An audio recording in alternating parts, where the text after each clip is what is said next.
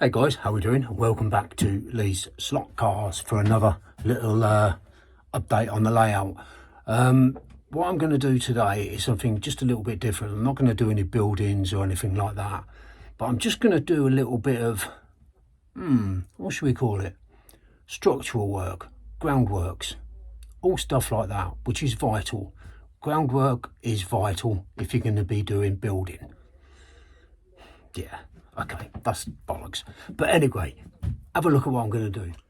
What I've decided to do is to get some of the sort of foundations of the layout done. And for that, I'm using a lot of foamboard. Now, this bit is in place in terms of foundations. There's obviously a lot of tweaking, so that's a build in its own right. What I'm then going to do is all around the edge here, I'm going to have foamboard.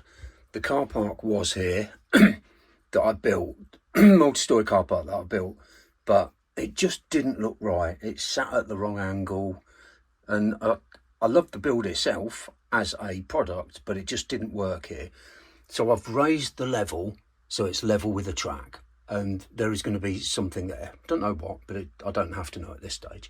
And then all around the edge, we've got foamboard, which tapers down at the end. Now this is going to all get painted, which I'm going to do today because I've got a bit of time. This is all going to get painted, and I'm going to give it like a concrete block effect.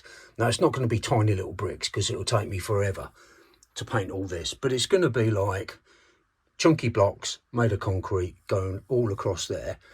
I'm then going to put a thin piece, once these are all stuck in, a thin piece over the top just to cap it off all the way along, I think. And then what I will do beyond that, further down the line, is to put something on this back here. And I think these will be just pictures of buildings and things like that and sky in between. So it gives it some definition from the back and not like the Apollo space shuttle, for example, which it does, or a cannabis farm, which has been suggested in the past. And I can quite clearly say it's not cannabis farm in it. So all these bits of foam board have been measured and cut and placed. I've now got to take them out, paint them. I'm not going to paint all the way down. I've drawn a line where it comes level with the track, and I'm just going to go a couple of centimetres below that. So today's job is going to get all this painted all around the edge, cut a piece out to fit there and tuck around the back, so it gives us a nice seamless border. And I'm only going to do the concrete painting up to about there, I think, because this will probably be something else. That's the plan. So I'm going to crack on.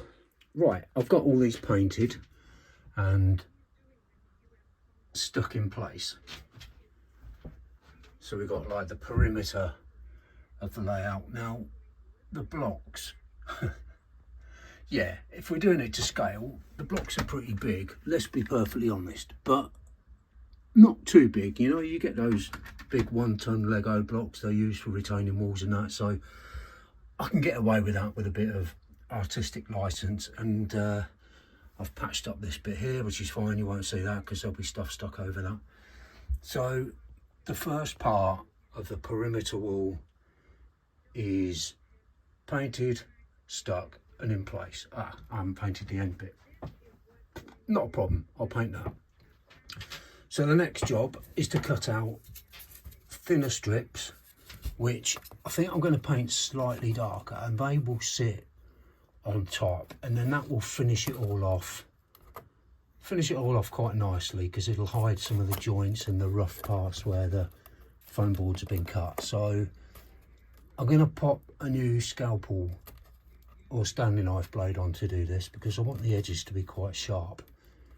So I'm going to get those done, get them stuck on, and then we'll see what it looks like. I might do that a slightly darker grey actually. Yeah, why not? Okay, slightly darker grey. So I've got a lot more cutting, a lot more painting, a lot more sticking. Be right back.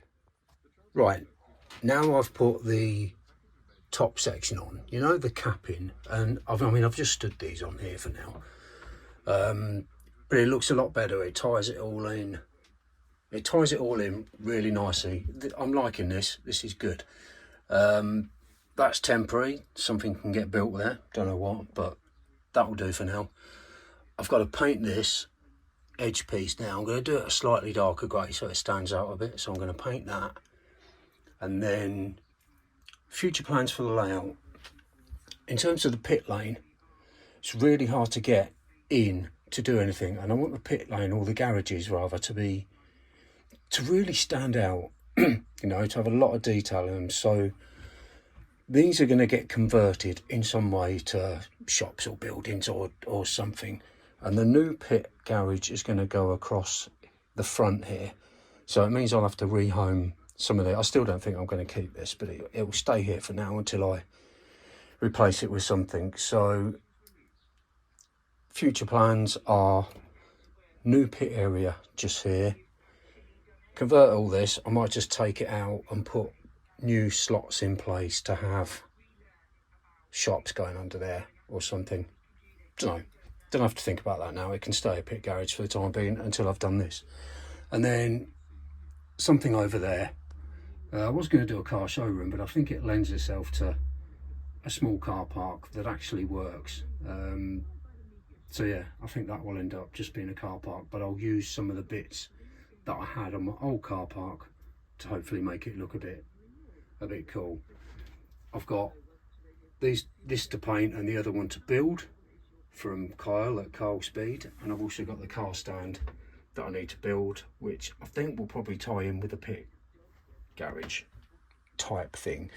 So anyway, I'm going to paint this bit here, which I forgot to paint, and then I'm going to paint the capping to all that, get that painted, and I've got to cut some curved or cut some slots so I can bend to put capping on top of that, and then this part will be finished. Now I've got the top section painted, I think it looks a whole lot better, makes it more streamlined, ties it all in place. And I've also painted this, put a curved top on it. Oh, missed a bit of paint at the end, look. So yeah, I really like this. Good idea, Lee. Good use of foam board. What I'm going to do is, this isn't fixed, I'm going to take this out. I've decided I'm going to paint all this the grey as well to keep the theme going. So that's the next bit. I've got to, have I stuck it? I've got a feeling I've stuck it in. I might have to paint it while it's in there. That's a pain in the arse. Oh well, it is what it is. I'm going to have to paint that over here. So I need to unplug everything, get that painted. I don't think I'll worry too much about putting the bricks on it, but it'll just tie it all in. So let's get that painted. Now I've painted up this end piece, and it ties it all together, and I really like how it's turned out. It's not doing what I normally do, like building the buildings and everything, but I think this will really stand up well for the next part of the build by doing this, because it gives it a fixed border. This is going to be a car park. I've just slotted those pieces in for the time being because I want to do a proper build with lighting and marking out the car park and using some of the bits that I had before. So all in all, a successful morning's work, and it's actually taken a bit of time to do. So yeah, time well spent, I'd say. So I'm going to say that's it. Thanks for watching, guys, and on to next time. You all take care, my friends. Bye bye now.